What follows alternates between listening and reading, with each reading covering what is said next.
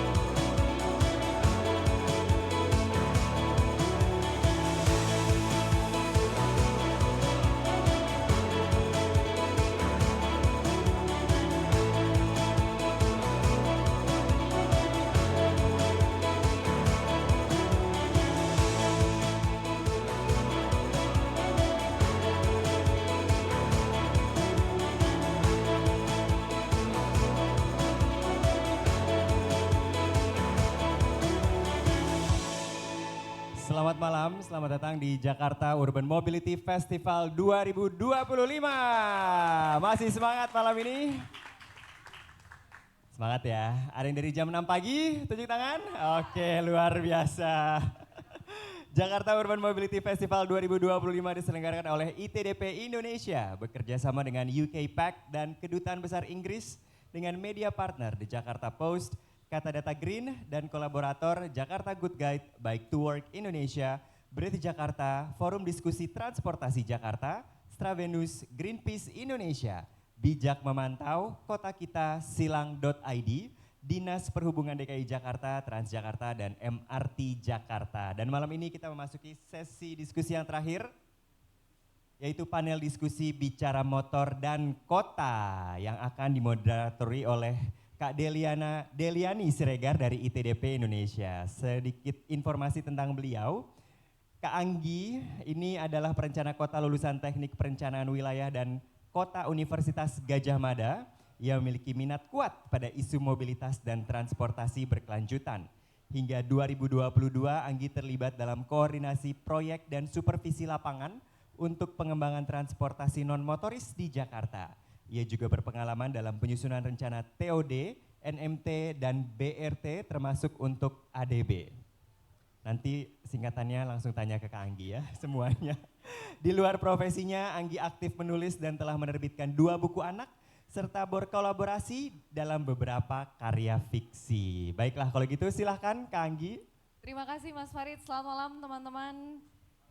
Wah suaranya udah nggak ada ini, mohon maaf. Ini bakalan jadi diskusi seru sih, aku harapannya nanti agak santai. Kita bisa banyak ngobrol, ngomongin sedikit berangan-angan tentang Jakarta. Karena topik ini kadang tuh jadi kayak dilematis, dihindari gitu. Karena banyak unsur sosial di dalamnya. Nah kita bakal ngomong lebih jauh gitu ya, berdiskusi tentang sepeda motor gimana sih positioning motor di perencanaan kota kita gitu sebenarnya. Karena banyak kalau tadi pagi teman-teman udah standby atau tadi mungkin jalan ngelewatin instalasi dari ITDP gitu ya, banyak rekomendasi yang bercerita bahwa kita sesaat lagi akan melakukan perubahan. Banyak pola-pola pendekatan terkait dengan pembatasan penggunaan kendaraan bermotor pribadi. Nah, salah satunya mungkin kita akan bahas kalau sepeda motor gimana nih nantinya. Karena kalau di Jakarta sendiri data Dishub tahun 2024 menemukan bahwa mod share atau kalau misalnya kita bilang ada berapa sih orang yang pakai sepeda motor di Jakarta, itu proporsinya ada di angka 56%. Pengguna transportasi publik masih kurang dari 10% atau 10%-ish lah ya.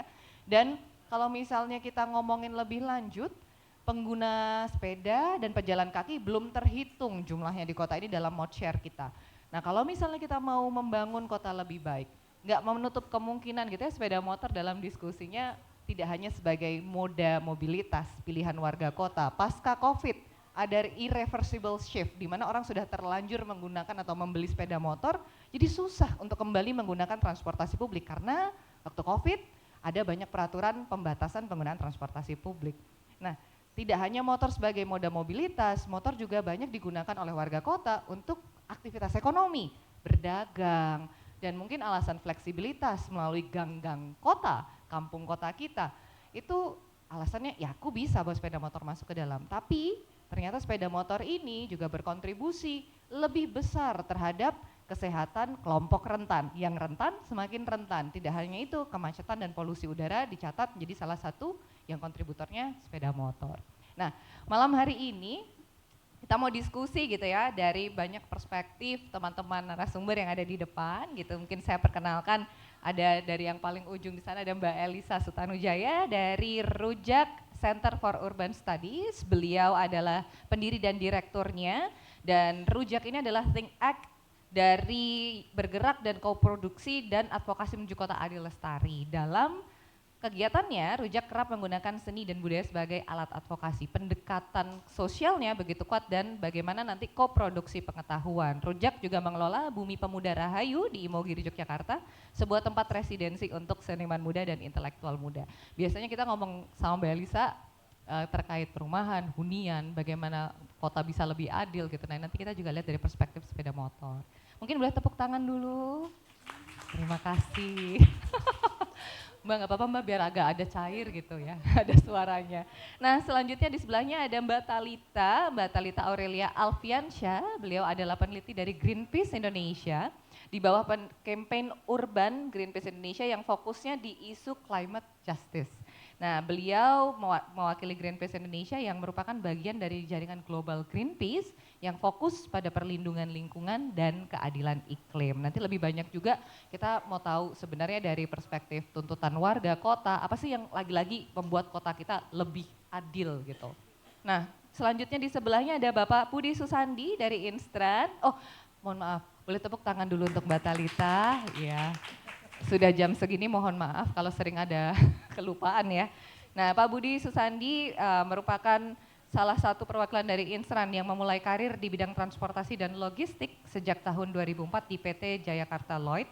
Dan beliau pernah menjadi anggota DTKJ hingga tahun 2016, investigator KNKT sampai dengan tahun 2022 dan saat ini beliau menjabat sebagai Kepala Divisi Pengembangan Layanan dan SPM. Oh sudah di Ketua Instran, nanti saya revisi ya Pak biodatanya. Nah beliau ini juga begitu aktif gitu ya menyuarakan kaitannya dengan pro bono di LBH Apik ya Pak, dengan perhatian khusus pada isu kekerasan berbasis gender di transportasi umum. Menarik sekali dan beliau merupakan juga magister hukum dari Universitas Pancasila. Jadi nanti mungkin perspektif keadilan, justice aspeknya ada nih dari aspek legal. Mungkin boleh tepuk tangan juga untuk Pak Budi.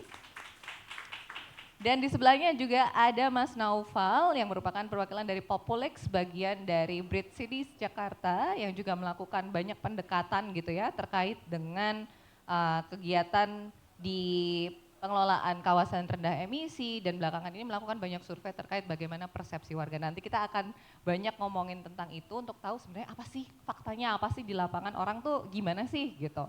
Nah boleh tepuk tangan juga untuk Mas Naufal. Nah mungkin aku mulai dulu gitu ya ke Mas Naufal, langsung tertodong ya. yang pertama. Soalnya aku penasaran banget Mas Noval sebenarnya untuk mengenal gitu ya. Kita tuh Jakarta kan tadi pagi banyak sekali improve yang sudah dilakukan dan akan dilakukan. Nah kalau misalnya dari survei yang dilakukan oleh Populix dan juga Brit Cities Jakarta, spesifik kemarin khusus untuk kawasan rendah emisi ya, itu hasilnya apa sih Mas? Dan gimana gitu, kayak apakah sudah ada pertanyaan juga yang dilempar ke publik terkait dengan ini? Karena kalau belajar dari kasus-kasus sebelumnya tuh penerimaan warga kota biasanya di awal-awal nih agak rendah gitu nggak sih di Jakarta?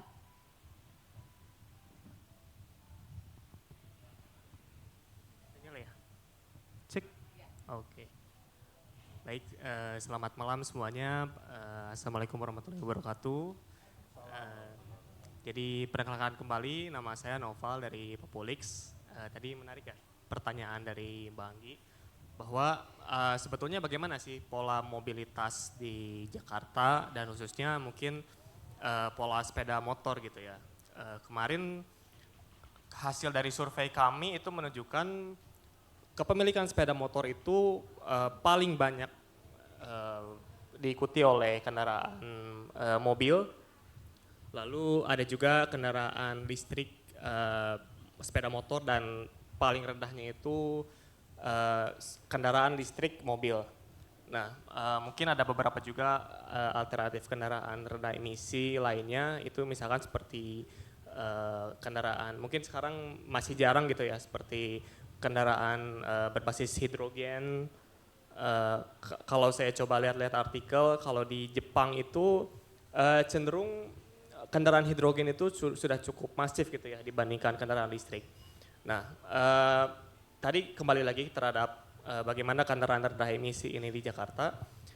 Sebetulnya dari sepeda motor ini yang jadi tadi pembahasan topik siang tadi pun sebetulnya dalam konteks kawasan rendah emisi bukan berarti dibatasi secara kepemilikan gitu ya, tapi lebih ke mereka tetap boleh, kita tetap boleh untuk punya sepeda motor atau mobil, tapi lebih bagaimana pemakaiannya. Pemakaian ini dalam konteks apakah nantinya kita selalu rawat dan lalu lolos uji emisi gitu ya untuk bisa masuk dalam kategori kendaraan itu sudah rendah emisi. Dan tadi juga sempat disinggung tadi siang bahwa sepeda motor di Jakarta itu memang masih menjadi sumber polutan utama juga, dan apalagi digabungkan dengan hasil survei dari kami bahwa itu 80% penduduk Jakarta itu memang memiliki sepeda motor. Jadi yang coba saya lakukan survei kemarin itu di bulan November, itu survei persepsi kepada 800 responden di seluruh Jakarta. Lalu juga ada survei kedua lanjutan yaitu survei dampak distribusional terhadap kawasan rendah emisi, ada 600 responden, dan di survei kedua ini memang lebih komprehensif gitu secara hasil. Tapi memang secara data masih diolah. Tapi kalau dari temuan survei kedua itu cukup menarik. Dari 10 kelurahan yang diteliti itu minimal satu rumah itu punya satu kendaraan motor gitu ya. Itu minimal perbandingan rasionya seperti itu. Jadi memang yang perlu kita highlights itu bukan secara kepemilikan sepeda motornya, tapi bagaimana secara pemakaian itu bisa akhirnya lolos uji emisi. Nah tadi terkait kawasan rendah emisi itu sendiri, saya coba lemparkan itu di survei, dan secara penerimaan itu sebetulnya saya coba fair di survei itu. Di survei itu saya coba tanyakan dulu, kira-kira kawasan rendah emisi ini bermanfaat tidak bagi mereka. Dan ternyata mereka sudah aware bahwa kawasan rendah emisi ini akan bermanfaat untuk mengurangi polusi, kemudian juga mengurangi dampak terhadap kelompok rentan seperti lansia, anak-anak itu kan lebih rentan terpapar polusi udara. Jadi sebetulnya pada dasarnya mereka sudah aware dengan manfaat dari kawasan rendah emisi. Tapi ketika selanjutnya ditanyakan mengenai penerimaan, itu sekitar 66% cenderung berpotensi menolak. Karena ketika ditanyakan kira-kira apakah kawasan rendah emisi ini akan berdampak bagi Anda, dan dari skala Likert 1 sampai 6, sangat berdampak negatif hingga sangat berdampak negatif, itu 66% menjawab sangat akan berdampak negatif terhadap mereka. Dan dari jawaban tersebut bisa diindikasikan terhadap penolakan masyarakat itu sendiri. Nah, lalu ada follow up question, yaitu apa yang membuat mereka menolak terhadap kawasan rendah emisi ini? Yang jawaban paling besarnya adalah mereka khawatir adanya kawasan rendah emisi ini tercipta jalur alternatif, karena kawasan rendah emisi ini kan sebetulnya pada dasarnya boleh gitu ya kita melintasi area tersebut asalkan memenuhi standar emisi, atau kita pakai kendaraan bermotor pun boleh asalkan sudah lulus uji emisi. Nah, bagi mereka yang tidak punya akses atau mereka belum punya kendaraan pribadi tersebut yang sudah rendah emisi, mereka artinya konsekuensinya harus memutar rute. Nah, yang jadi paling kekhawatiran mereka adalah yang paling pertama itu adanya rute alternatif baru, dan rute alternatif ini malah menyebabkan polusi di lokasi tersebut, begitu. Itu yang paling mereka khawatirkan. Dan lalu kedua, mereka juga khawatir bahwa adanya kemacetan juga di area tersebut, di rute alternatif tersebut. Dan yang ketiga adalah kekhawatiran mereka yaitu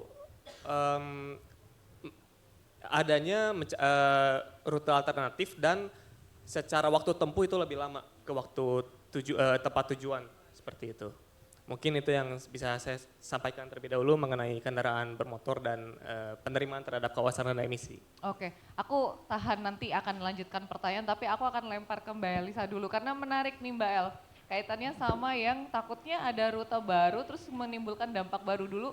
Ingat banget waktu kantor Rujak masih di Cikini, waktu ngerjain kampung RW 01 Cikini, salah satu komentarnya, lah kok sekarang ada motor lewat ini depan rumah saya jadi berisik gitu. Terus knalpot langsung masuk ke rumah gitu. Nah, pendekatan kawasan ini kan sekarang banyak memang top down ya, ditentukan areanya. Tapi di situ misalnya ada residential, kos-kosan gitu. Itu banyak sepeda motor. Nah, pendekatan kalau dari pengalaman Rujak gitu Mbak dalam mengadvokasi supaya matching gitu antara kebijakan yang top down sama pendekatan bottom up gitu dari warga ke atas untuk bisa ketemu titik tengahnya lah. Itu gimana sih Mbak?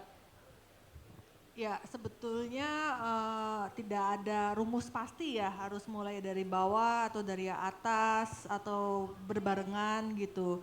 Dan itu sangat ini ya eventual gitu dan kontekstual. Misalnya contohnya gini, salah satu contoh yang terkait perumahan itu Kampung Akuarium yang kami pembangunan kembali. Nah itu pendekatan dari bawahnya sangat kuat karena pada saat itu pemerintahnya gak responsif gitu. Jadi dari bawahnya yang memiliki aspirasi, menghasilkan solusi, lalu solusinya itu didorong ke atas gitu. Nah itu kondisi di mana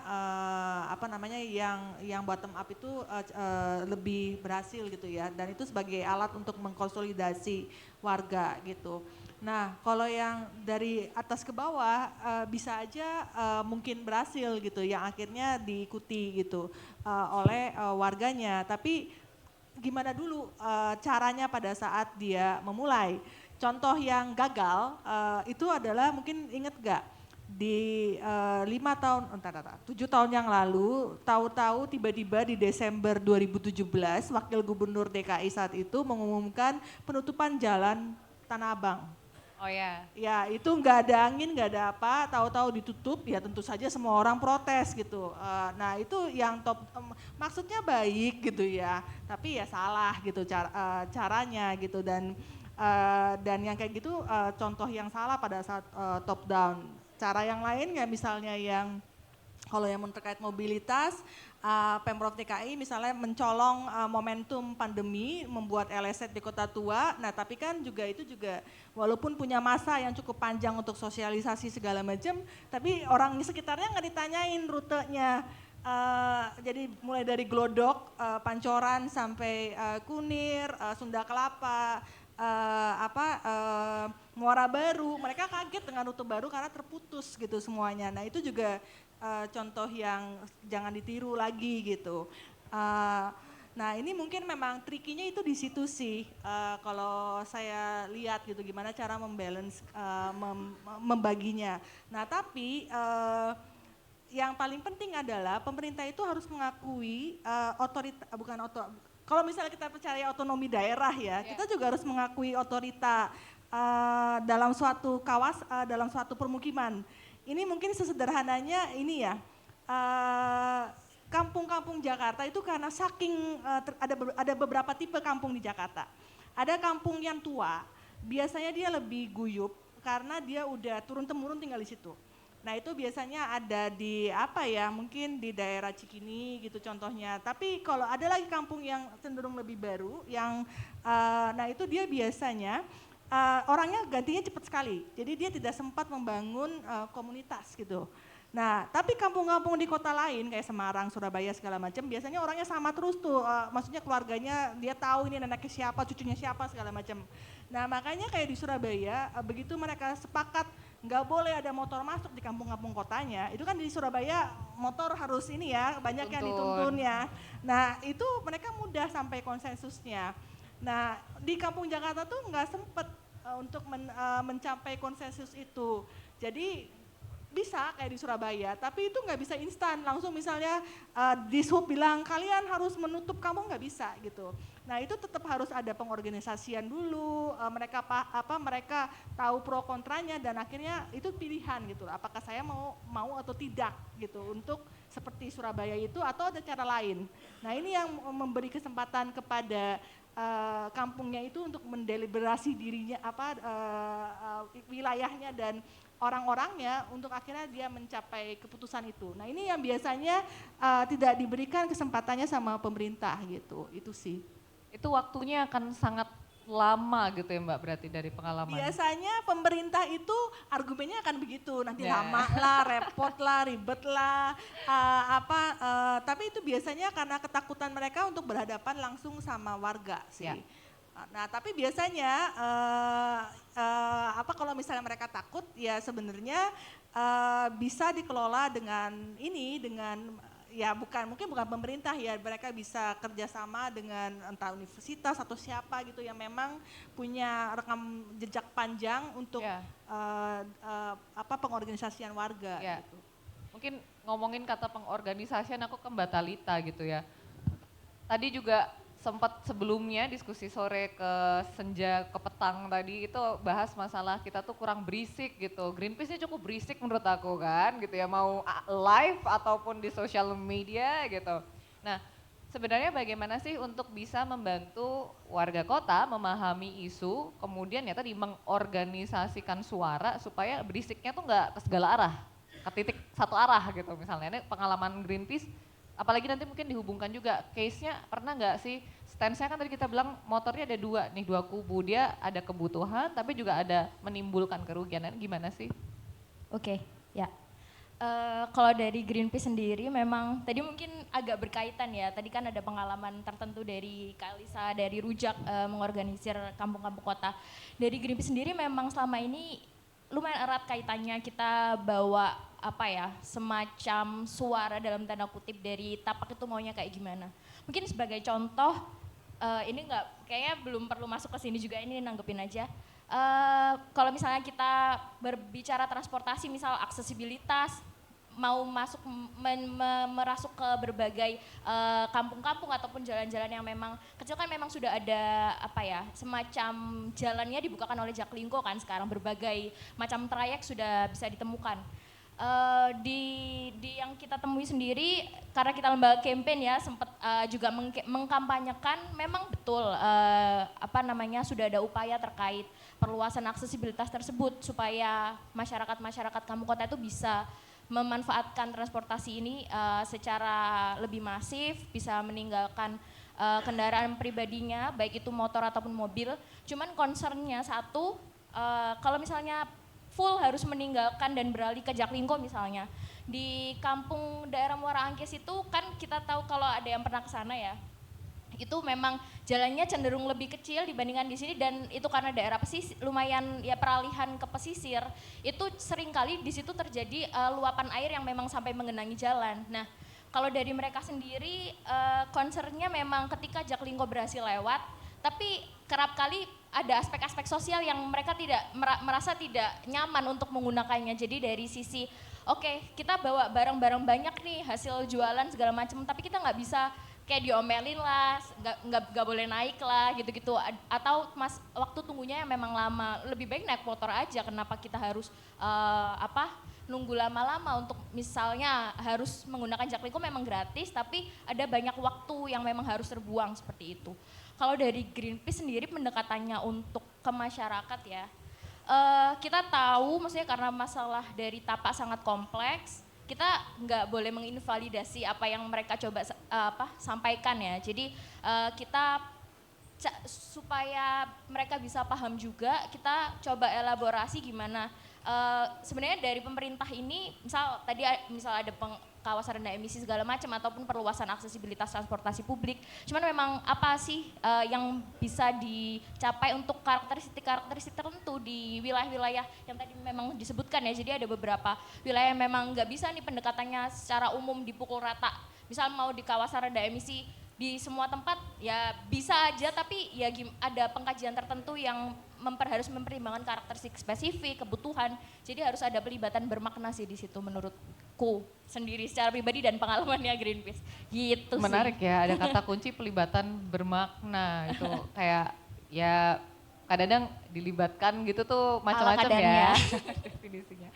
Mungkin aku ke Pak Budi juga sih Pak. Sebenarnya kan kita tahu bahwa sepeda motor juga ini tadi disebutkan ada masalah logistik juga Pak. Kemarin ITDP itu iseng-iseng gitu ya ngelihat kalau melakukan studi kecil kaitannya dengan ternyata sepeda motor itu 60% memainkan logistik gitu. Sekarang utamanya di perkotaan, di last miles-nya gitu. Nah, pandangan akademia ketika nanti kita dan juga dari sudut pandang keadilannya gitu loh Pak Budi. Gimana ya kita melihatnya lagi-lagi ketika kita mau berdialog, kemudian menemukan titik tengah, lagi-lagi di mana sih posisi sepeda motor ini gitu.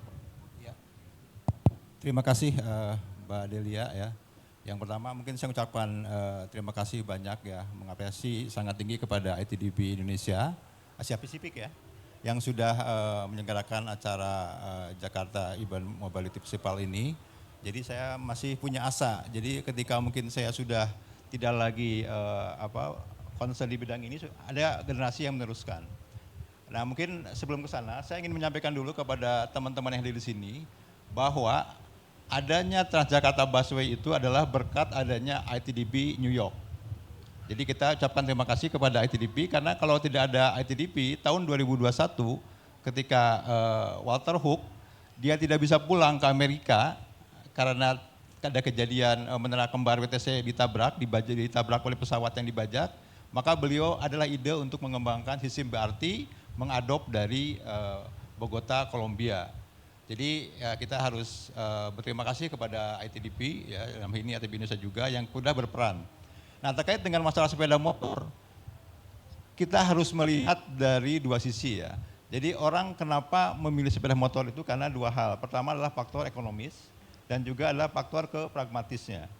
Nah jadi orang kalau menggunakan sepeda motor itu bahwa dia akan mengurangi pengelolaan biaya transportasinya.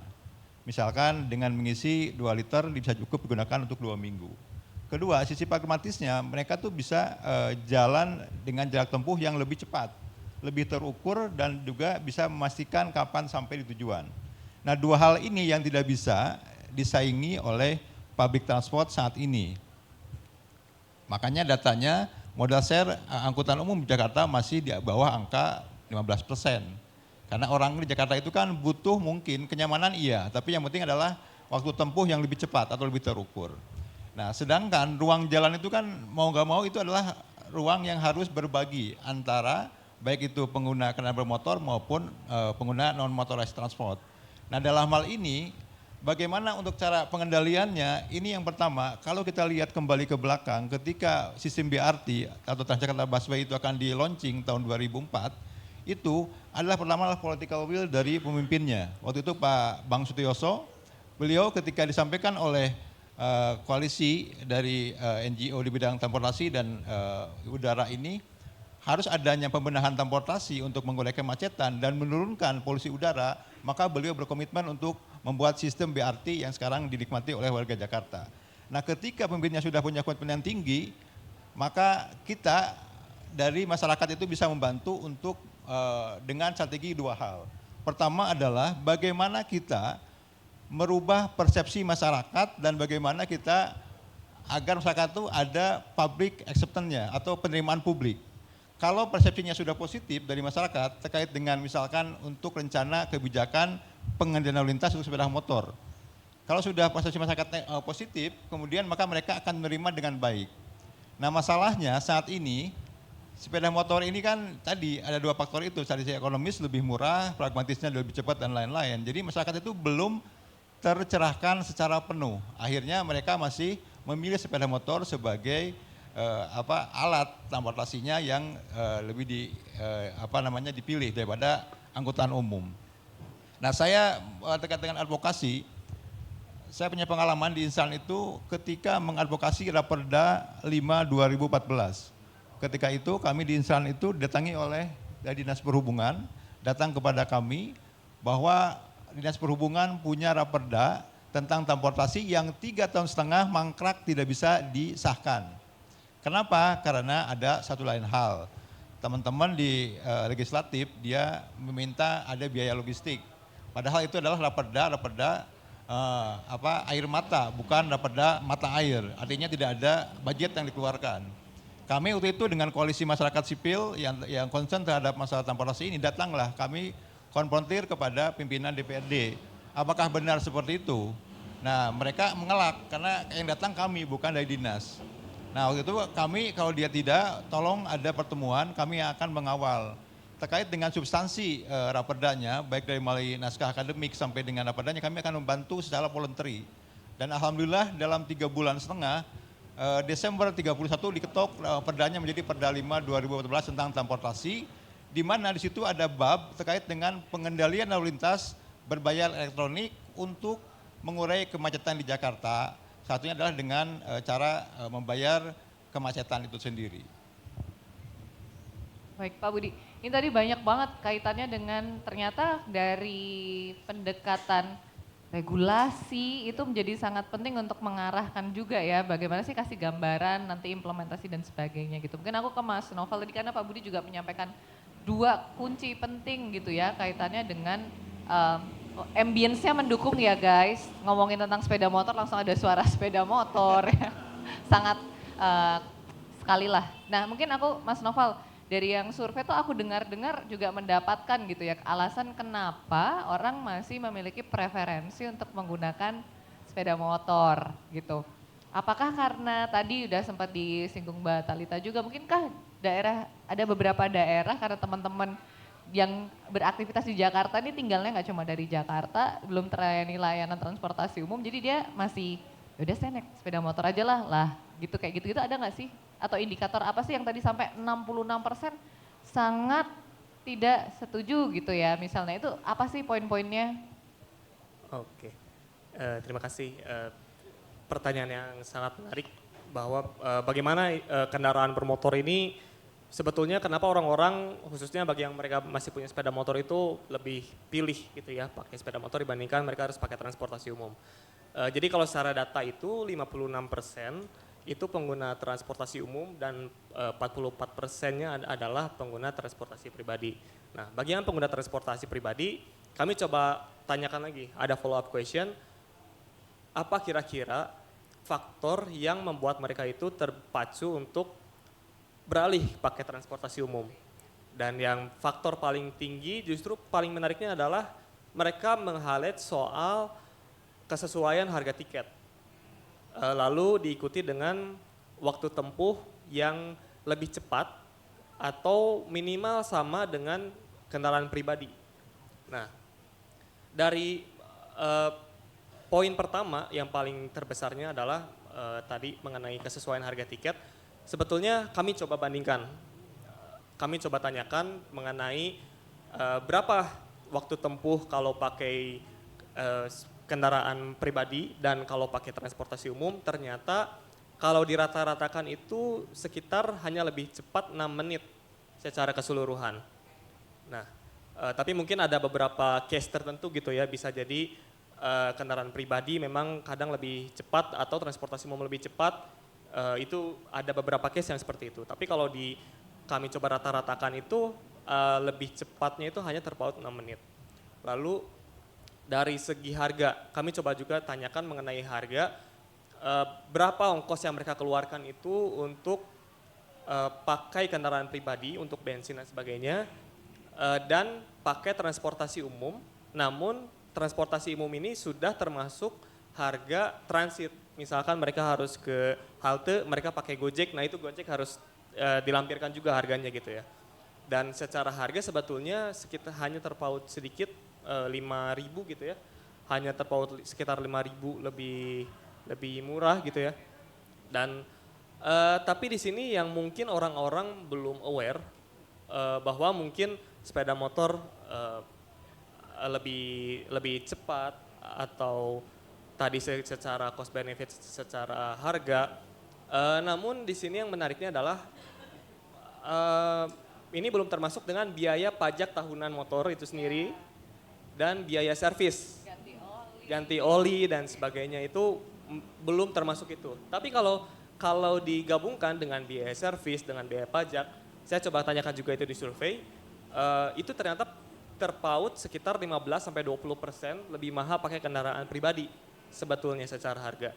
Jadi seolah-olah mereka hanya berpikir, kayaknya pakai sepeda motor, konteksnya kalau sepeda motor mungkin lebih murah gitu ya. Tapi kadang yang dari luput juga adalah mereka belum terpikirkan biaya selain itu, tadi biaya servis, biaya pajak dan sebagainya. Nah, kurang lebih seperti itu. Baik, Mas Noval, mungkin saya ke Pak Budi, Pak. Kaitannya sama tadi cerita Pak Budi, kaitannya dengan kan sebelumnya penyusunan Perda 5 tentang transportasi. Nah, kan sekarang ada banyak inian update, contextualize dari kondisi saat ini gitu kan. Oh ternyata ada urgensi nih untuk pembatasan penggunaan misalnya. Terus dari hasil survei Populix, terus kita juga ITDP itu pernah Pak 2021 ada survei itu di angka 26%an tuh masalah keandalan layanan transportasi publik gitu yang menyebabkan orang jadi belum mau berpindah gitu. Nah apa sih Pak celah dari Perda 5 gitu yang kalau nantinya kita berandai-andai direvisi gitu diperbarui. Nah apa sih yang harus diisi di situ gitu? Ya, jadi sebenarnya Perda 5 itu kita sudah susun sedemikian rupa, lebih komprehensif ya. Ya terkait dengan tadi ya masalah pengendalian lalu lintas dengan berbayar secara elektronik itu adalah untuk solusi ketika kemacetan di jalan-jalan utama ya Sudirman, Tamrin, Gatot Subroto dan juga Rasuna Said.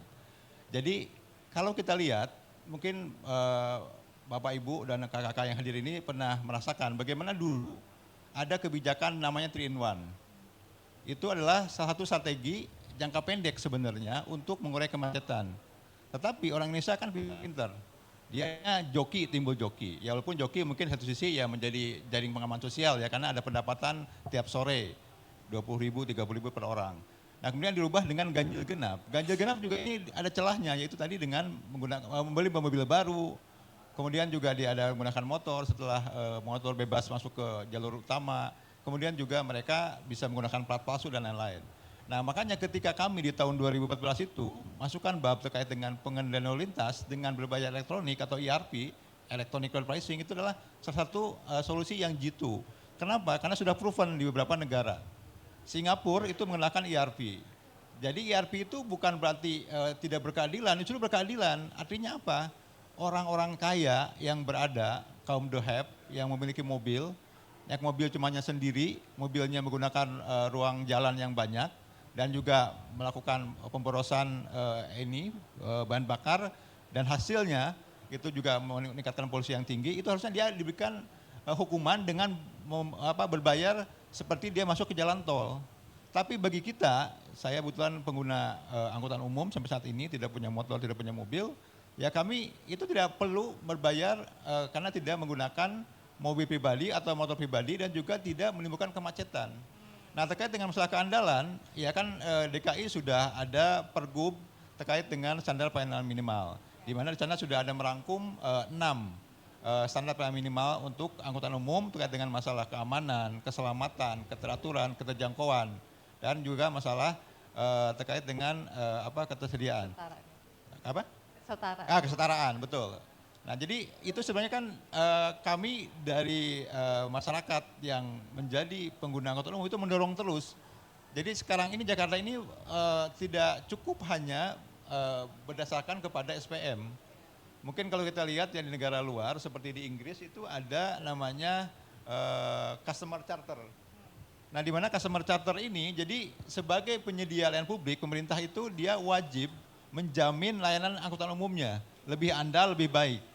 Ketika tidak memenuhi persyaratan tersebut, maka dia bisa memberikan ganti rugi. Atau dia meminta maaf kepada publik bahwa kami sebagai operator atau penyedia layanan publik atau pemerintah meminta maaf kepada masyarakat yang hari ini misalkan terjebak karena macet atau terjebak karena banjir. Itu harus begitu. Karena Jakarta ini kan kita sudah niatnya sudah masuk ke kota global. Ya. Jadi standarnya harusnya bukan lagi SPM, tapi sudah ke customer charter. Di mana warga itu menjadi raja yang sudah layani, pemerintah sebagai penyedia ketika tidak mampu maka dia harus memberikan ganti rugi atau minimal minta maaf kepada publik. Menarik itu, kalau nggak salah Transjakarta sudah ada inisiatifnya ya terkait ini ya. Nah mungkin aku ke Mbak Talita juga sih Mbak, kan kadang-kadang tuh bingung nih ada banyak produk hukum, peraturan, perencanaan. Nah gimana ya mengadvokasikan ini semua menjadi sesuatu yang atau mengkomunikasikannya juga gitu ya supaya bisa lagi-lagi mengkoordinasikan suara gitu karena pemahamannya supaya sama utuh juga nggak terpotong-potong, takutnya karena pemahaman sebagian jadi rame masalah apa gitu. Karena kembali lagi melihat kita ngomongin motor malam ini ya nggak menafikan masih ada yang membutuhkan sepeda motor gitu. Nah kalau dari Greenpeace atau hasil penelitian Mbak Talita gitu ya, gimana sih mengkomunikasikan ini gitu? Oke, komunikasi ini bisa dilihat dari dua sudut pandang kali ya. Ke masyarakat yang memang the broad wider audience ataupun yang memang tadi ada kelompok-kelompok spesifik yang memang membutuhkan, entah memang kita sudah menjalin kedekatan, baik itu kita sudah pernah menjalin hubungan konsolidasi dan segala macam dengan kelompok-kelompok tertentu yang memang kita sudah punya tahu nih sekiranya siapa saja perwakilan komunitasnya yang memang ada keinginan ataupun tekad untuk memang ingin menyuarakan dari kebutuhan dan juga ya bisa menjembatani lah dengan pemerintah. Tapi di satu sisi ada juga yang memang kita memang harus dari bawah banget nih dari warga-warganya memang belum ada fokus ke permasalahan tertentu yang berkaitan dengan transportasi karena memang mereka dihadapkan dengan ya permasalahan keseharian one man problems yang berurusan dengan makan segala macam gitu.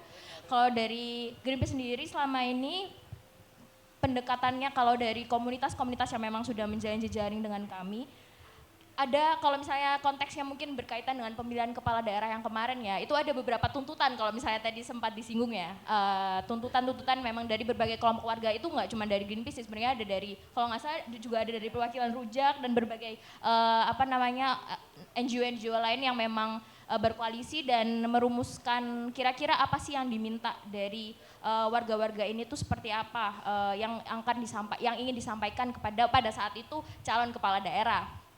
Kalau dari Greenpeace sendiri waktu itu alhamdulillahnya berkesempatan untuk ya sebenarnya karena kita komunikasinya satu menggait yang punya audiens besar, waktu itu kerjasamanya sama Tempo agar sampai bisa dalam tanda kutip punya akses nih ke perwakilan dari pada saat itu paslon ya, tiap-tiap paslon. Jadi kita dapat wadah untuk bisa menyampaikan secara langsung terlepas nantinya akan dijalankan atau tidak ya. Tapi proses itu pun sudah menurut kami secara proses advokasi itu udah sangat ada suatu kesempatan yang emas gitu. Maksudnya untuk bisa menyampaikan dari mereka, karena kan kalau dari warganya sendiri untuk sampai ke tataran yang paling tinggi kan agak terasa jauh dan lama ya. Jadi pada saat itu memang kita dibantu banyak banget pihak untuk sampai bisa diskusiin ke tiap-tiap perwakilan dan ke Bapak Pram juga waktu itu kebetulan diundang. Aku nggak tahu sih itu rumah apa, pokoknya kita sempat diundang untuk menyuarakan tuntutan-tuntutan warganya. Kalau dari aspek transportasi berkaitan dengan itu salah satunya adalah termasuk juga perluasan akses dan juga keandalan tadi yang berkaitan sama yang disinggung tadi kan. Menurutku memang benar, tadi ada salah satu solusi yang memang ditawarkan dari Bapak Budi yang berkaitan dengan ERP, tapi di satu sisi menurutku terkait dengan pembatasan kendaraan bermotor tadi ya, ada banyak pendekatan yang memang nggak bisa dilakukan bertahap, tapi memang harus dilakukan beriringan. Jadi nggak kayak misal ERP dulu atau apa dulu jadi kalau misalnya fokusnya bisa jadi berkelitnya adalah ya udah transportasi publik dulu yang memang dicanangkan, tapi ya nggak bisa gitu, harus diterapkan berbarengan dengan yang lain, misal naiknya retribusi parkir dan segala macam ya, pembatasan kendaraan yang mau nggak mau harusnya memaksa orang untuk bisa ya mempertimbangkan untuk beralih moda. Mungkin memang akan kontroversial ataupun banyak terjadi penolakan, cuman ya itu tadi kalau selama prosesnya memang melibatkan banyak kebutuhan dan juga karakteristik spesifik bukan dari broader audience ataupun warga masyarakat secara luas, itu mungkin akan bisa diterima dengan lebih lapang dan juga prosesnya akan lebih mudah gitu sih. Baik, berbicara masalah penerimaan Mbak Elisa, aku ke Mbak Elisa. Kan dari Rujak tuh aku banyak belajar masalah mendokumentasikan inisiatif warga kota gitu Mbak. Waktu yang COVID sempat bikin panduan gitu-gitu kan. Nah ada nggak sih Mbak kalau misalnya dari pembelajaran kerja bareng warga kota kayak gitu, yang kemudian jadi rumusan strategi efektif gitu untuk melakukan, lagi-lagi kalau kita mau ngomongin sepeda motor kan erat sama kelompok rentan, tapi lagi-lagi gimana supaya enggak lebih merentankan juga posisinya kayak gitu. Ya sebetulnya kalau terkait itu ya, saya akan bilang panduan itu akan tidak bermanfaat sama sekali. Jadi percuma dikasih panduan. Terutama untuk yang kelompok rentan yang dalam hal ini miskin. Percuma dikasih tahu soal dampaknya terhadap kesehatan, dampaknya terhadap misalnya kecerdasan anak dan itu nggak akan masuk gitu. Karena sekali lagi isu utamanya adalah ekonomi. Jadi kalau kita bicara soal motor, saya 75% yakin solusinya itu bukan dari nambah Transjakarta lah, ERP segala macam. Itu mereka akan tetap cari jalan untuk dalam hal mencari uang. Jadi ini sebenarnya ada data yang tadi saya iseng langsung cari ya. Dari tempo waktu 2021 sampai 2023, 2 tahun, jumlah ridernya Gojek nambah dari 2,6 juta menjadi 3,1 juta. Ini baru Gojek, belum Grab, belum logistik. Tenaga logistik kita dan yang terkait soal e-commerce itu adalah 20% dari total tenaga kerja Indonesia. Benar. Nah lalu tenaga kerja formal, kesempatan kerja formal mengalami penurunan di tahun 2009 sampai 2014 ada 15,6 juta kesempatan kerja formal.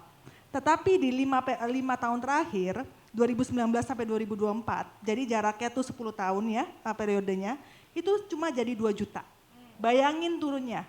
Itu larinya kemana gitu, pasti semua informal, masuknya ke sini semua. Jadi mau gimana pun hebatnya Jakarta, gegratisin semuanya, itu akan tetap cari lagi cara masuk ke sini gitu. Jadi mau LSS-nya semuanya se-Jakarta juga pasti ada celahnya lagi dan mereka akan cari cara. Nah lalu misalnya alasannya naik itu adalah lebih cepat dan lebih murah atau apapun, itu atas cost-nya siapa? Cost-nya publik kan, lebih cepat karena misalnya contohnya ngelanggar apa namanya lawan Lampu arah, merah, ya. naik trotoar atau gimana lah caranya ya, lebih murah karena ada subsidi publik. Subsidi BBM kan subsidi publik, duitnya Ya. saya itu. Bayangin saya kesini naik MRT di subsidi Jakarta, tapi saya juga di saat bersamaan PPH saya bayarin subsidi BBM gitu kan, keterlaluan sekali itu kan. Nah ini kan jadi kalau saya sih ngelihat kalau misalnya kita mau pengurangan kendaraan bermotor, terutama yang ini ya, karena ini kita akan lihat ini kita nggak bisa bicara orang yang diminta untuk mematuhi lalu lintas, tapi ini adalah orang-orang yang bekerja mencari penghidupan ekonomi gitu loh, bertahan hidup. Ini ngomongnya beda gitu. Nah ini sayang sekali solusi mobilitas itu akan menjadi solusi yang sekunder aja gitu. Yang pertamanya ada di Kementerian Kementerian Tenaga Kerja sama Dinas Tenaga Kerja, seberapa mampu Pemprov DKI menyediakan kerja formal yang terjamin. Itu kenapa kemarin ada pembukaan lapangan pekerjaan PPSU dinas yang mereka ada lagi warna putih ya. Ngantrinya luar biasa. Ya itu udah tanda kan. Saya curiga di situ itu kan tenaga sebenarnya blue collar ya. Itu pasti ada S1-nya juga di situ ngantri. Gitu. Nah ini sayang sekali kita ngomong di forum mobilitas tapi solusinya ada di tenaga kerja. Iya. Itu sih. Tapi ada nggak sih Mbak pendekatan, artinya kan ini satu hal yang ngomongin ekonomi sih soalnya eratnya, tadi Mbak Talita juga bilang, ya ngomongin tadi Mbak Elisa juga bilang kesehatan, ini bukan masalah 5 tahun ke depan, besok saya harus makan apa, dapat uang apa gitu. Tapi momen-momen kolaborasi ini mungkin terjadi dan ada contoh berhasilnya nggak sih Mbak? Gimana ya, sekarang gini deh, saya nggak mau cari kampung mana yang kira-kira bisa cocok untuk itu ya, itu akan sangat susah karena itu sekali lagi itu ada masalah struktural yang bukan di mobilitas. Cuma saya ingin memulai dari yang sederhana aja.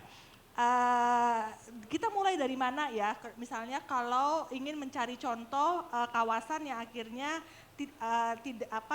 bisa mampu menekan penggunaan motor. Nah, sebetulnya kantor kami itu di segitiga duku atas itu kalau dihitung jumlah motor yang lewat itu sejam cuma 1.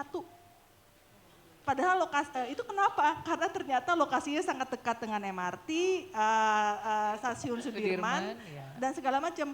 Orang-orang yang di situ ada yang naik Gojek tetap. Tapi kalau saya pernah iseng gitu ngitungin tetangga saya kan banyak kos-kosan tuh di dekat kantor kami itu kan. Itu ya dari satu kos yang isinya misalnya 20 penghuni, berarti itu paling cuma 1-2 gitu yang naik. Gojek sisanya atau apalah ojol dan saya jarang lihat parkiran motor gitu ya. Ada motor tapi nggak setara dengan jumlah penghuni kos gitu. Nah jadi memang untuk tingkat ekonomi tertentu itu bisa dicapai. Jadi kita lihat mana intervensinya. Intervensi untuk kelas menengah sampai kelas menengah atas yang tipologi kawasan ini kita bisa intervensi model LSZ. Tapi intervensi di kampung jangan-jangan caranya lain gitu loh. Ya udahlah kita udah happy bisa naruh SPKLU atau apa? Yang untuk pengukur kualitas udara ya. Supaya misalnya mereka yang bapak-bapak yang udah naik rider Gojek motor listrik kan banyak tuh yang saran. Tapi SPKLU-nya nggak ada punya di kampung kan. Itu bisa taruh itu aja di kampung dan dikelola uangnya sama koperasi kampung atau apa. Itu akan punya dampak yang lain gitu, pelan-pelan dia bisa. Jadi sangat tergantung di mana demografinya, kerjanya apa. Nah itu masing-masing akan beda-beda gitu. Ini artinya nggak satu obat untuk semua lah ya gitu. Meskipun resepnya sama, mungkin brand obatnya beda-beda gitu ya. Kalau saya sakit mah kadang-kadang bisa omeprazol, lansoprazol gitu ya. Gitu jadi bisa banyak. Mbak Delia, ya boleh Pak Budi. Mungkin saya agak berbeda sedikit ya mungkin dengan Mbak Elia. Jadi sebenarnya gini kan. Jadi kalau dalam kerja-kerja advokasi memang ini panjang dan melelahkan gitu kan.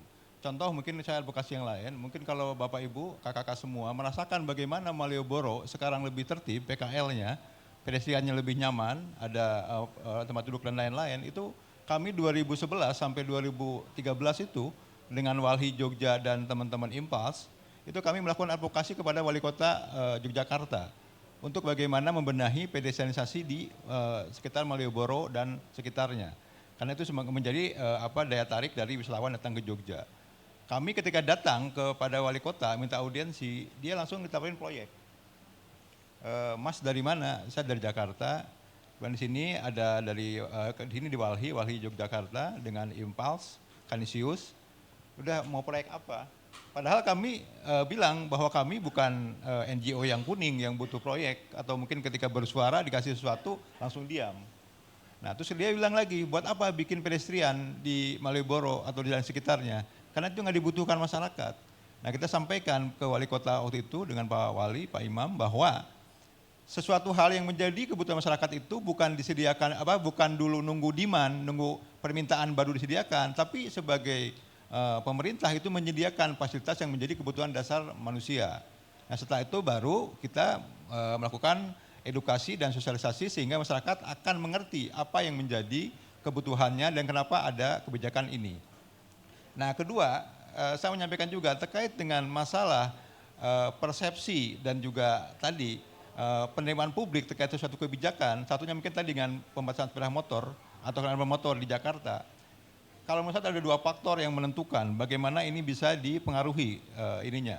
Yang pertama terkait dengan faktor faktor fungsionalnya. Inilah faktor kepada individunya. Nah, faktor individu ini harus diedukasi secara masif. Yang kedua adalah faktor secara strukturalnya, itu lingkungan yang mempengaruhi dan juga ada stimulus dari pemerintah dan juga orang yang berperan untuk mempengaruhi pola pikirnya supaya dia tuh mengikuti hal-hal yang baik. Nah terkait dengan tadi mungkin pembatasan lalu lintas untuk kendaraan bermotor atau mungkin sepeda motor. Nah kami itu di Perda 5 2014 itu kami mengadopsi sistem di Singapura. Di Singapura itu kuota kendaraan motor itu dibatasi, misalkan hanya 5 juta kendaraan motor yang ada di Singapura. Ketika saya sebagai orang yang punya uang, ingin punya mobil, maka saya harus mengajukan permohonan untuk membeli mobil. Nah nanti akan menunggu ada mobil tua yang 5 tahun di scrap. Nah hasil scrap itu nanti akan diundi, siapa yang dapat. Jadi ekosistem kendaraan bermotor itu masih terjaga, bisa diatur. Nah di kita kan tidak. Kami masukkan dalam bab di Perda 5 2014 tentang transportasi di Jakarta, tetapi masalahnya pimpinan daerahnya tidak berani menerapkan regulasi tersebut. Jadi di sini tadi yang pertama kembali bahwa pertama adalah masalah political will. Kalau konsisten komitmen pemerintahnya, maka masyarakat itu perlahan-lahan dengan strategi advokasi yang baik dan benar, dan jangan lupa harus menyampaikan secara jujur apa positif dan negatifnya ketika ada satu kebijakan. Misalkan ada kebijakan pembatasan sepeda motor di jalan utama. Itu apa positifnya bagi masyarakat? Tadi mungkin kemacetan terurai, polusi udara hilang. Tapi negatifnya apa? Tadi misalkan masyarakat yang selama ini menggantungkan ekonominya kepada kendaraan motor untuk logistik, untuk lain-lain mungkin akan sedikit terganggu. Tapi kita berikan solusinya apa? Solusinya apa? Misalkan seperti di luar negeri, itu adalah orang yang mengantar makanan itu tidak perlu menggunakan motor, tapi dia pakai backpack, bawa visa, bawa makanan, naik angkutan umum. Sepedanya diparkir di park and ride gitu. Tapi sepeda motornya nggak dihilangkan, dia kita batasi untuk di first mile dan last mile-nya. Nah mungkin ini walaupun agak sulit, tapi tidak ada hil yang mustahil. Terima kasih. Ya mungkin ini perspektif lain tadi ya, kaitannya dengan bagaimana mungkin pendekatan mencerahkan, mendapatkan perspektif atau menyadarkan masyarakat. Nah mungkin aku rasa nih muka-mukanya udah penasaran banget nih dari audiensnya, tangannya udah ditahan-tahan kan. Sekarang saatnya untuk tunjukkan tanganmu kalau ada pertanyaan, mungkin nanti bisa menyebutkan tuh kan udah ada 2.000 yang angkat tangan, oke? Mungkin boleh mbaknya yang pakai kacamata batik, nanti Pak Maul yang pakai kacamata dengan baju merah, 3, nanti sama masnya yang pakai baju biru berkacamata, oke? Udah 3 ya. Silahkan, mungkin namanya, nanti pertanyaan untuk siapa, kemudian pertanyaannya apa. Terima kasih. Baik. Tes. Halo, tes. Oh ya, oke. Baik, selamat malam. Terima kasih kesempatannya. Nama saya Ami. Pertanyaannya sih untuk siapapun yang kira-kira bisa jawab. Tadi itu sebenarnya saya, tadi kan sering disebutkan kawasan rendah emisi.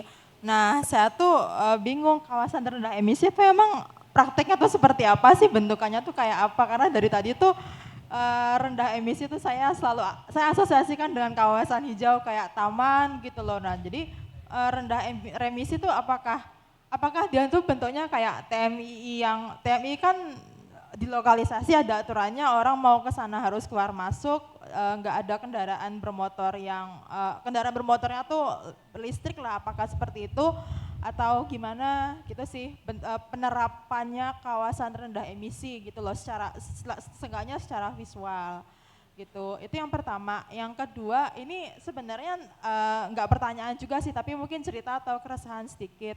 Sebenarnya untuk sepeda motor sendiri itu khususnya untuk di teman-teman yang berprofesi sebagai ojek online itu sebenarnya sangat bisa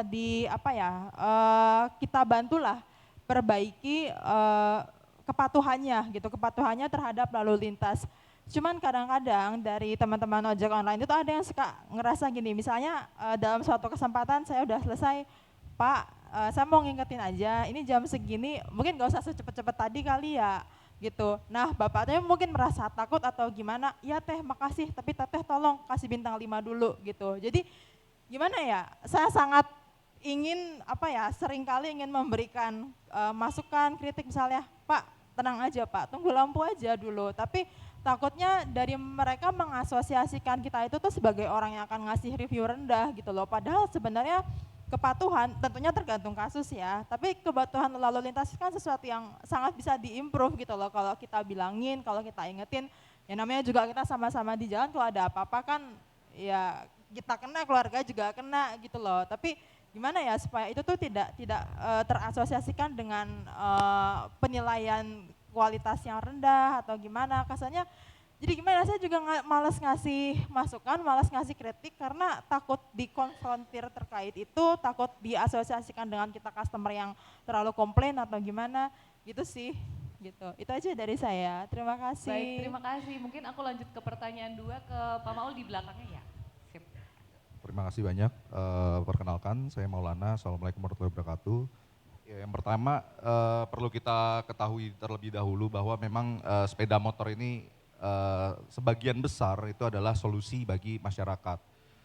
Yang menjadi pertanyaan adalah bagaimana kita melihat terlebih dahulu seberapa besar dampak sepeda motor terhadap kemacetan. Kalau kita bandingkan misalnya dengan kendaraan roda 4 justru misalnya seperti itu. Karena secara umum sepeda motor dan sepeda itu kurang lebih sama. Memang dampaknya lebih merusak ya, dalam arti kecepatan yang tidak dibatasi sehingga dia mempunyai jarak tempuh yang jauh lebih besar kalau kita bandingkan dengan penggunaan sepeda. Tapi apakah iya kita solusinya hanya memindahkan sepeda motor ke kendaraan public transport? Kenapa tidak kendaraan pribadi roda 4 ke public transport yang dampaknya mungkin lebih besar kalau kita melihat dari satuan mobil penumpangnya misalnya seperti itu.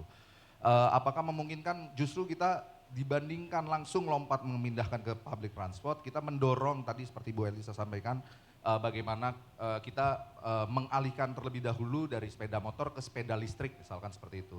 Setidaknya secara behavior nih kurang lebih sama seperti itu. Yang kedua, kalau kita lihat terhadap dipindahkannya ke public transport, kita perlu melihat juga apakah public transportnya sudah siap atau belum. Sebagai contoh, kita seringkali banyak public transport kita ini punya satuan ukur keberhasilan itu masih load factor dan sebagainya. Padahal load factor itu bukan sebuah keberhasilan, iya keberhasilan bagi pengelolaan keuangan dari sebuah operator. Tapi kalau kita melihat harusnya sudah sampai 90, itu justru bukan terus dipaksa sampai 100-110% misalkan seperti itu. Justru bagaimana tetap dipertahankan sampai batas akhirnya orang mau beralih. Karena tadi disampaikan oleh Mas Noval dari Populix, memang kalau dibandingkan secara umum waktu tempuh dengan antara sepeda motor dan public transport mungkin sama, tapi untuk public transport yang seperti apa? Apakah misalnya tadi kalau turun di Blok M ya mungkin memang rumahnya sudah di Lebak Bulus, Blok M ya jelas pasti lebih cepat dengan angkutan umum, tapi bagaimana dengan yang lainnya gitu? Karena banyak angkutan coverage area kita masih sangat rendah.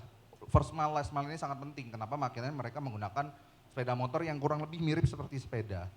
Yang kedua terkait biaya, kita mungkin bisa masuk di sana ya, dalam arti ini adalah isu ekonomis bagi masyarakat, ya kita masuknya dengan ekonomis dengan cara tadi salah satu ERP. Ini sebetulnya perlu didorong gitu ya, walaupun ERP-nya mungkin bukan koridor tapi area ya Pak. Dalam arti apa? Ini sebetulnya solusi untuk subsidi silang yang memang punya kemampuan, ya kita paksa aja. Bahkan misalnya sepeda motor kalau memungkinkan ya, orang yang memang memilih punya kemampuan uang untuk pakai sepeda motor, ya nggak apa-apa dia masuk dengan cara apa, mungkin dengan selain ERP, parkir progresif dan sebagainya, sehingga uang pengelolaannya ini yang untuk membiayai public transport tadi, memperbaiki dari fasilitas-fasilitas untuk active mobility lainnya. Mungkin sementara itu, terima kasih. Terima kasih. Pertanyaan ketiga yang biru, ya. Ya, terima kasih. Selamat malam. Assalamualaikum warahmatullahi wabarakatuh. Saya Angga dari Wamesa. Mungkin pertanyaannya sebenarnya gini sih, lebih ke ini kayak pertanyaan telur dan ayam.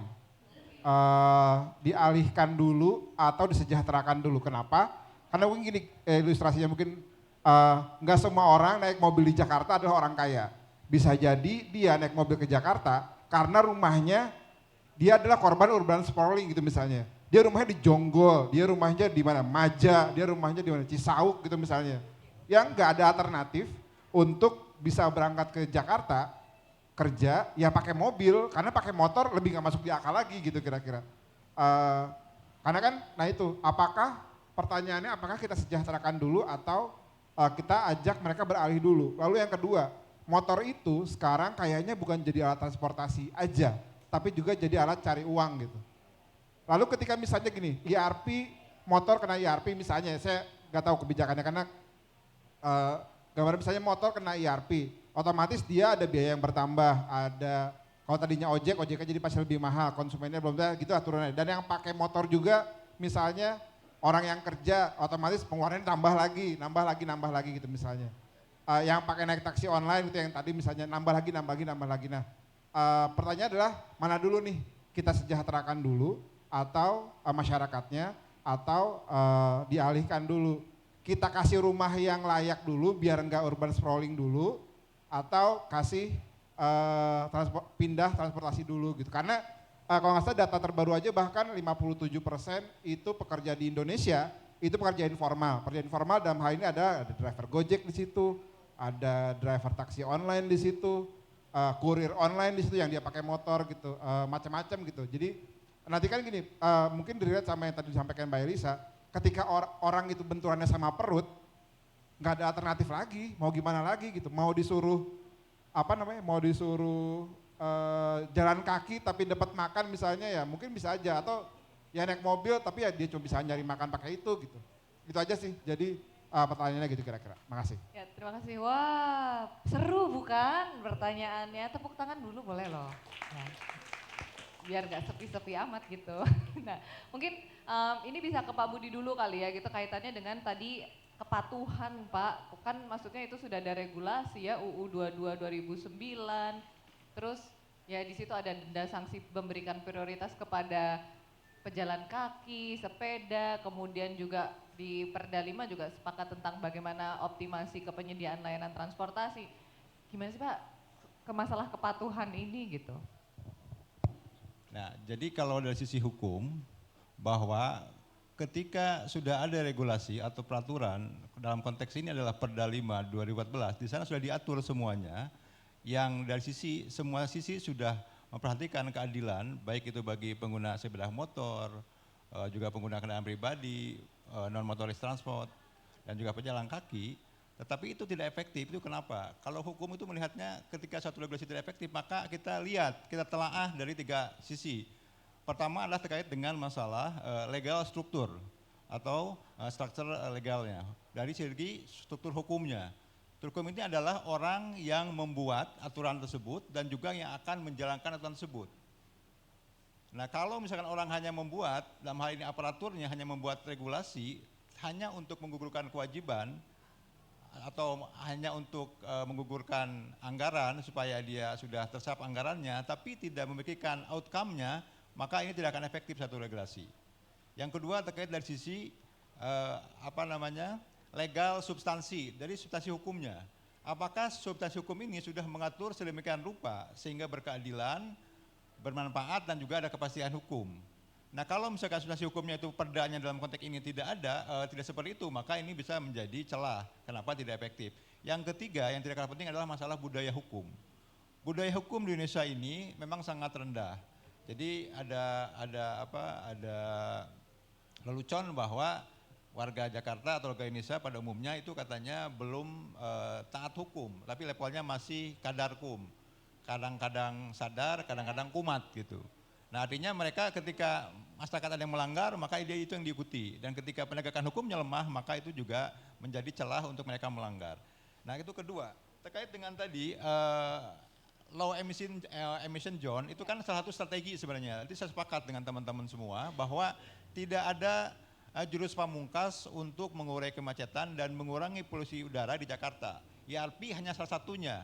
Dengan parkir, park and ride, dan lain-lain itu adalah berbagai cara untuk mengurai kemacetan dan menurunkan emisi. Nah terkait dengan low emission zone itu pernah diimplementasikan sampai saat ini di Norwegia. Di Norwegia itu dia membuat strategi untuk mengurai kemacetan dan menurunkan polusi udara dengan menerapkan daerah low emission zone. Jadi kendaraan yang lewat situ harus yang berbahan bakar ramah lingkungan atau mungkin dengan menggunakan energi baru dan terbarukan. Seperti mungkin sekarang yang lagi happening adalah dengan electrical vehicle. Tetapi ketika di Norwegia itu orang berlomba-lomba shifting dari mobil yang menggunakan bahan bakar fosil ke bahan bakar listrik, itu setelah 5 tahun itu timbul kemacetan karena semua orang membeli mobil listrik dan memasuki daerah low emission zone tersebut. Akhirnya kebingungan. Jadi hati-hati. Jadi ketika kita memberikan strategi misalkan di low emission zone ini hanya untuk mobil atau kendaraan yang ramah lingkungan, orang jangan jangan ada statement di regulasi itu bahwa harus menggunakan sepeda listrik. Karena itu akan jadi bumerang di kemudian hari. Ketika orang semua beli, itu akan menimbulkan kemacetan baru. Jadi Jakarta itu tidak hanya polusi tapi juga bagaimana mengurai kemacetan. Nah kemudian terkait dengan tadi ya, ERP betul itu adalah nanti. Jadi nanti ERP ini kalau dilaksanakan itu subsidi silang. Jadi orang kaya yang menggunakan mobil pribadi, dia harus membayar mahal dengan uang jalan yang digunakan. Uangnya itu nanti ada dialokasikan sepenuhnya untuk perbaikan fasilitas angkutan umum dan juga pedestrian. Jadi itu memang sudah dicamkan, itu nanti akan di state di perda tersebut. Nah nanti ini kita sebagai warga harus sama-sama mengawalnya. Nah berikutnya terkait dengan yang tadi Mas yang terakhir, apakah mana yang didahulukan, dialihkan dulu atau disejahterakan dulu? Saya memberikan ini ya, histori dulu. Bang Yos itu ketika kami menyampaikan bahwa Jakarta harus punya sistem angkutan umum, ya, BRT ini yang sekarang Transjakarta Busway, beliau sepakat kalau nunggu ideal, maka mau kapan dibangunnya sistem BRT. Jadi Bang Yos sepakat waktu itu, ya udah kita bikin dulu, launching dulu Transjakarta Busway hanya satu koridor. Tahun 2004 itu di 15 Desember 2004, itu cuma hanya satu koridor dari Blok M ke kota. Nah saat ini kan sudah lebih daripada 13 koridor dengan non BRT.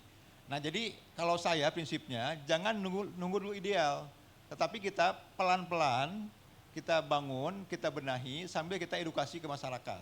Kalau kita nunggu ideal itu tidak akan bisa. Nah terkait dengan masalah tarif untuk sepeda motor, ini gini ya, saya ceritakan sedikit. Di Singapura itu motor dikenakan tarif ERP, tapi tarifnya berbeda dengan kendaraan bermotor roda 4. Jadi misalkan kalau di peak hour misalkan tarif mobil itu 1.000. Nah motor itu kan hanya menggunakan ruang jalan itu sepertiga dari mobil, maka tarifnya cuma hanya 200 perak. Nah seperti itu, jadi kita ada juga memperhatikan dari sisi keadilan. Jadi jangan khawatir, kami juga tidak akan menyampingkan teman-teman yang menggunakan sepeda motor. Nanti kami akan memberikan solusi yang terbaik buat semuanya. Mungkin ke Mbak Elisa nih, tadi pertanyaannya sama yang dialihkan dulu, disejahterakan dulu karena kayaknya ada keresahan warga Maja Mbak, dan New TOD Maja mungkin. Ya itu sebenarnya dua-duanya memang harus dilakukan gitu, dan kebetulan kan dua kementerian yang berbeda gitu kan. Dan jadi ya misalnya memang nggak nunggu apakah ada jalur transportasi umum dulu nyampe ke situ, ke Maja atau kemana, atau mendirikan lebih banyak hunian di Jakarta. Ya dua-duanya perlu dilakukan sama-sama gitu. Jadi sayang sekali tidak ada jawaban siapa yang jadi prioritas karena itu sebenarnya kebetulan di sektor yang berbeda yang di mana-mana memang harus ada progres gitu, tenaga kerjaan harus ada progres, ya itu nggak bisa diterima lah dari 15 juta sampai ke 2 juta itu kan sangat menyedihkan sekali gitu kan ya. Perumahan kita juga harus progres juga gitu. Gimana ceritanya cuma 200.000 tiap tahun yang beneran dia bangun gitu ya. Dia memang harus nambah gitu dan kendaraan pengadaan transportasi umum juga harus progres gitu, jadi nggak perlu dipilih yang mana dulu gitu. Cuma maksudnya saya kalau misalnya yang jadi masalah kan gini, Pemprov DKI ngasih tuh semuanya, bahkan tadi barusan membuka itu kan ke Alam Sutra 3.400 perak doang, itu pasti studi yang dibuat Kompas yang 2 tahun lalu ya, yang kalau nggak salah menghitung itu semua itu langsung berubah itu petanya itu pasti akan lebih murah pakai gara-gara Transjakarta buka rute ke ke pinggiran gitu. Nah itu udah effortnya Transjakarta, tapi kalau misalnya sektor yang lain tidak ada progresnya ya sama aja bohong gitu loh. Nah bukan sama aja, jadi kayak zero sum game gitu loh jadinya. Nah tadi saya pengen jawab juga tuh yang soal yang yang kawasan rendah emisi gitu. Memang itu akibat pemikiran yang terkompartemen gitu ya. Tadi bahwa hanya rendah. Jadi apa sih kawasan rendah emisi? Kalau menurut saya itu kawasan yang dimana penggunaan kendaraan bermotor itu di discourage gitu. Apa discourage bahasa Indonesianya apa ya? Tidak didukung lah, tidak didukung. Ini bukan soal bahan bakarnya, jadi kendaraan bermotornya, mau pakai motornya pakai bahan bakar emas sampai bahan bakar itu nggak relevan gitu. Yang penting kendaraan bermotornya. Nah, seperti apa sih? Saya balik lagi ke kawasan saya ini, yang Duku Atas. Nah, yang di Duku Atas menariknya selain dari soal dia itu disediakan ada 5 moda transportasi yang berbeda dari airport sampai yang apapun itu, dia juga punya ruang yang sangat sedikit untuk orang punya mobil dan motor. Mau parkir susah, nggak usah pakai naikin parkir. Suami saya bawa mobil dari Cirebon untuk rumah saya yang di situ, nanya sama satpamnya, Pak bisa parkir di mana? Nggak ada. Saya kasih tip, nggak bisa. Udah sesederhana itu aja, lebih takut sama RW-nya, takut sekali sama RW-nya. Motor gak ada tempat buat parkir, mobil apalagi gitu. Itu sampai susah itu. Lalu gak ada alasan orang untuk naik motor mobil juga, karena ya udah ada opsinya gitu. Jadi seperti itu sih sebenarnya, benar-benar mendiscourage orang untuk bisa punya mobil ya, tapi silakan cari tempatnya, parkirnya pun hampir gak ada gitu. Nah itu yang seharusnya kita merevisi definisi itu sendiri juga gitu, dan gak ada salahnya juga sih direvisi untuk konteks Indonesia gitu. Menarik sih, mungkin sebelum nanti aku ke Mbak Talita sama Mas Naufal gitu ya, menjembatani itu kaitannya juga dengan load factor, apakah ada ambang batas gitu, pernah ada diskusi juga mungkin kaitannya dengan poin Mbak Elisa terkait opsi gitu, ketersediaan. Pada akhirnya belajar dari Bogota gitu ya, sampai penumpang BRT-nya Transmilenio di angka 2 juta penumpang per hari, baru dia berinisiasi membangun metronya gitu. Yang mungkin jadinya kalau kemarin kami sempat belajar itu di 2024, berarti 10 tahun lagi baru jadi gitu. Nah artinya gak ada sampai pada akhirnya harus gimana, tapi mungkin opsinya, strateginya, paralel bersama-samanya gitu. Karena untuk membuat warga kota bisa mengakses ragam pilihan itu kayaknya jadi quote and quote adil gitu, dengan menyesuaikan. Mungkin tadi aku refer back ke diskusi sebelumnya gitu ya, ada pendekatannya mungkin gak bisa sama gitu, tapi bertahap gitu. Itu menarik juga sih kita ngomongin ambang batas gitu, karena kok bisa ya Bogota bertahan sampai 2 juta penumpang dulu baru kepikiran bangun metro gitu. Di sini di Jakarta KRL 1,2 juta penumpang sehari udah emosi darah tinggi, tiap pagi datang kereta per 3 menit padahal gitu. Jadi itu juga menarik juga, dan isu-isu urban sprawl itu juga menarik. Nah tadi aku kalau ke Mbak Talita sama ke Mas Naufal gitu ya, untuk juga menutup gitu nanti kaitannya sama apa sih yang kemudian bisa dilakukan sebagai warga, terus bagian dari komunitas, misalnya Greenpeace atau Populix dan teman-teman Green Cities Jakarta bisa melakukan apa sih untuk bersama-sama gitu, nggak lagi-lagi mungkin nggak yang pokoknya, nggak ada kata pokoknya, itu gimana tuh? Silakan. Oke, kalau tadi nanyanya apa yang bisa dilakukan oleh komunitas ya ataupun dari bawah nih. Sebenarnya kalau transisi secara besar-besaran, kita nggak bisa memungkiri bahwa memang ada usulan-usulan dari bawah, tapi segimana sih mau perubahan yang segede apa kalau kita menuntut tadi misalnya berkaca dengan penerapan zona emisi dan berbagai aspek lain yang tadi ditanyakan, mana yang harus didulukan, kesejahteraan atau tadi perubahan penggunaan kendaraan, ya penerapan satu intervensi ya harus dikaji dari berbagai aspek tadi, namanya tadi seperti yang udah disinggung terkait titik berat ekonominya. Jadi kalau misalnya mau transisinya secara besar-besaran dan sebisa mungkin meminimalkan keberisikan di bawah dan segimana bisa diterima, ya satu memang itu tadi harus ada secara spesifik dan menyesuaikan dengan karakteristik kelompok masyarakat tertentu dan memang harus melibatkan mereka dari awal proses yang nggak cuma tadi diedukasi ketika mau diterapkan aja. Jadi memang kalau dalihnya butuh waktu yang lama ataupun anggarannya nggak ada, ya orientasinya kembali lagi komitmennya seperti apa gitu sih kalau dari aku. Thank you. Terima kasih. Mas Noval, silahkan dong. Baik, tadi pertanyaannya sama juga, apa yang bisa dilakukan dari tahap komunitas gitu ya. Nah, menariknya saya melakukan survei ini kan sudah 2 kali, ada 2 fase. Di fase kedua ini yang studi distributional impact, kami coba mencari tahu di tingkat komunitas kebetulan, apa sih yang menjadi kira-kira faktor yang bisa mereka membuat menerima kebijakan tertentu, khususnya di KRE ini akan bagaimana. Nah, kalau dalam konteks ini saya sangat setuju tadi dengan Mbak Elisa bahwa dalam konteks di komunitas ini harus dilakukan social mapping dulu dari tahap komunitas.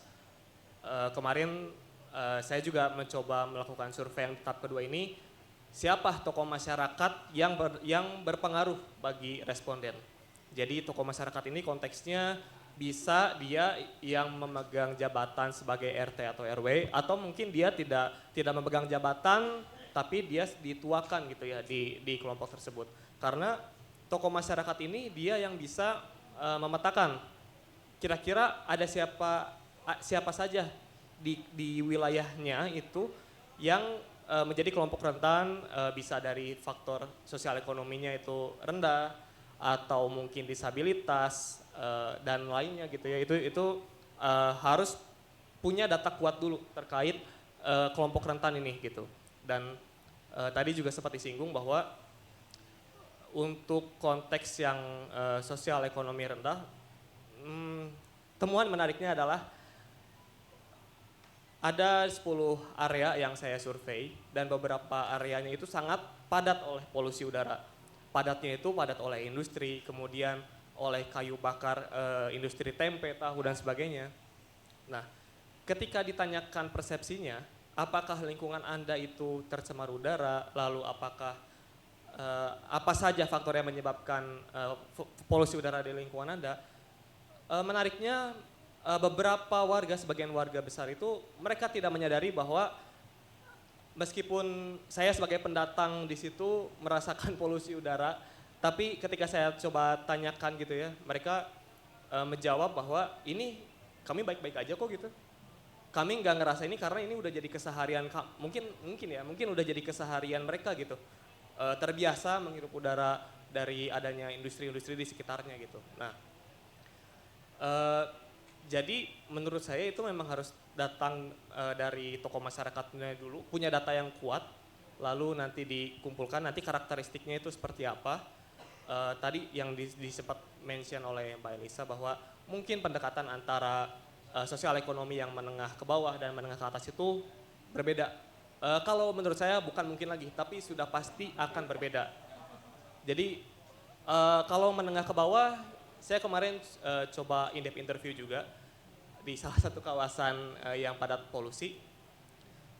Jadi ketika ditanyakan apakah mereka itu mau berganti ke moda transportasi yang lebih ramah lingkungan. Dan jawaban mereka itu rata-rata di sini itu ekonominya rendah Mas. Di sini itu sepeda motornya aja bodong gitu. Mungkin pajaknya nggak aktif, lalu kendaraan mereka udah lebih dari 15 tahun. Jadi ketika mereka ingin beralih ke transportasi umum yang yang lebih ramah lingkungan, maksudnya mereka memikirkan biaya lagi, tapi sedangkan di satu sisi mereka perlu memikirkan besok makan apa gitu ya. Jadi pendekatannya tadi yang pertama dari social mappingnya harus punya data yang kuat, lalu yang kedua itu dari hasil social mapping itu harus punya data pendukung bahwa ini ada perbedaan loh antara yang masyarakat menengah ke bawah dan menengah ke atas seperti itu. Baik, terima kasih Mas Naufal. Mungkin untuk menutup diskusi malam ini, sabar, meskipun terlihatnya masih mau bertanya, sayang waktunya sudah terbatas gitu ya, kita habis gitu. Jangan kecewa teman-teman, kita masih ada 2 hari lagi, bukan 3 hari lagi, 2 hari lagi nanti kita diskusi. Ngomong-ngomong masalah kelompok rentan gitu ya, sekalian promosi panel lainnya terkait kelompok rentan suara perempuan dan anak di hari Sabtu jam 10 ya teman-teman, nanti ketemu saya lagi. Nah mungkin juga promosi panel sendiri gitu. Mbak Lisa, dia mau ditambahkan dulu sebelum menutup? Ya sebetulnya ini ya, saya mau kasih tips aja ya. Tadi ini kan saya punya, sebenarnya saya ditugasi oleh ITDP kan untuk gimana dengan yang kelompok miskin ya. Yes. Nah ini justru tipsnya tuh belum saya kasih tahu. Yang sebenarnya terkait dengan acara yang dilakukan oleh Pak Gubernur tanggal 21 April kemarin. Menggratiskan semua perempuan naik transportasinya punya Jakarta. Iya bisa gratis asal kamu punya kartunya kan. Nah 3 tahun yang lalu Rujak pernah mengadakan workshop bareng sama ibu-ibu di Muara Angke, Muara Baru dalam rangka acaranya MRT yang tiap tahun itu loh. Nah di situ kami metain, ini Muara Angke, Muara Baru, Kampung Akuarium dan segala macam. Rutenya Jaklingko yang lewat juga dipetain. Terus mereka bilang, Mbak ini rutenya nggak bisa saya mau ke kelurahan nggak lewat, mesti muter. Lalu kalau saya mau ke puskesmas nggak lewat, jadi akhirnya saya tetap naik motor. Terus Bu, Ibu tahu nggak kalau naik Jaklingko gratis? Oh nggak tahu. Terus kalau mau tapi katanya mesti punya kartu, kartunya katanya mesti beli. Jadi kalau misalnya dalam rangka Hari Kartini, mendingan Pemprov DKI bagiin aja tuh kartunya ke semua ibu-ibu di kampung miskin yang jumlahnya mungkin 100-an. Nggak usah ada isinya, nggak apa-apa kan, yang penting bisa ngetep kan naik Jaklingko. Terus rutenya Jaklingko disesuaikan sama masyarakat, jangan disesuaikan pakai KWK zaman dulu itu gitu loh. Ya udah nggak relevan lagi, jangan males lah di supnya gitu loh. Ya yang beneran itunya usahanya dihubungkan itu, ibu-ibu itu paling memberikan contoh ke anaknya gitu loh. Nah itu kalau mau transformasi dari perempuan dan anak ya mulai dari ibu-ibu gitu. Nah itu langsung lebih cepat. Benar. Nah di akhir acara workshop itu kami kasih tuh sebagai apresiasi, nggak ngasih honor, kami kasih kartu yang isinya cuma 30.000, jadi total 50.000, ada 20 ibu-ibu ya cuma 1 juta kan ya. Betul. Saya itu orang-orang yang sering saya ketemu. Saya nanya, Bu kartunya, saya ketemu lagi dia 2 tahun kemudian salah satu. Bu kartunya masih ada nggak? Masih ada, masih dipakai. Dan nggak hilang, dia takut banget hilang karena nanti dia nggak bisa.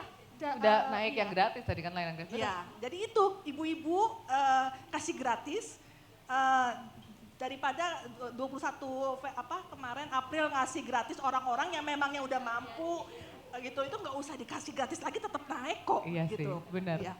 Aduh aku tuh gatel mau ngomong sesuatu, ada kreativitas warga Indonesia lain yang di Bundaran HI kalau kalian sering sewa kartu. Iya itu fakta, tapi aku udah dimarahin nanti nggak pulang-pulang, kasihan narasumbernya. Jadi tadi ngomongin sekali lagi, pas banget. Kalau misalnya ada yang nunggu-nunggu, penasaran kan tentang suara anak dan perempuan, nanti ya Sabtu tanggal 26 jam 10 pagi, panel saya itu ya. Nanti bisa ngobrol lagi di situ. Cuma teman-teman acara besok masih ada dengan ragam diskusi panel dan community discussion juga. Besok hari Sabtu juga masih ada lagi, bahkan Mas Farid nanti mau jalan-jalan gitu ya, ngajakin acara gitu. Tapi dari diskusi malam ini gitu ya teman-teman mungkin nanti bisa follow up juga approach masing-masing narsum gitu diskusi lebih lanjut karena pada akhirnya ngomongin motor dan Jakarta itu nggak ada resep ampuhnya gitu yang satu dokter yang selesai lah semuanya satu dokter ngasih resep selesai gitu enggak ternyata bahkan tadi aduh kok sayang ya kita ngomongin motor moda mobilitas tapi solusinya bisa dikerjain ibarat kata 3 kementerian gitu atau 3 dinas gitu yang ngomongin dari ketenaga kerjaan ya perhubungannya atau sosialisasi transportasinya kemudian yang ketiga kaitannya juga dengan permukiman perumahan dan sebagainya nah itu juga gak berhenti di situ bagaimana kemudian nanti ngomongin bareng sama masyarakat supaya nanti pendekatannya pas kontekstual perkawasan pelibatan lembaga survei supaya nggak asal-asalan gitu ya. Terus juga teman-teman yang menyuarakan nanti gimana sih bentuk-bentuk suara yang bisa di-capture, yang dituntut gitu ya. Terus kemudian juga nanti gimana sih kita membentuknya menjadi satu legal gitu, bentuk produk hukum yang mungkin berkeadilan gitu. Jadi mungkin itu diskusi tentang sepeda motor kita malam hari ini. Terima kasih banyak atensinya, wajahnya cerah ceria ya semuanya di audiensnya. Mungkin kita boleh tepuk tangan lagi untuk semua pembicara. Terima kasih. Terima kasih Kak Anggi dan juga semua narasumber yang sudah hadir malam hari ini. Sekarang kami ingin mengajak semuanya untuk berfoto bersama. Jadi kepada para narasumber dan juga Kak Anggi mungkin bisa berdiri di depan meja dan akan diambil fotonya oleh teman-teman fotografer. Untuk teman-teman yang lain juga kalau ingin mengambil fotonya dipersilahkan. Jangan lupa kalau post di media sosial tag @ITDP Indonesia dan hashtag JUMF 2025. Silahkan.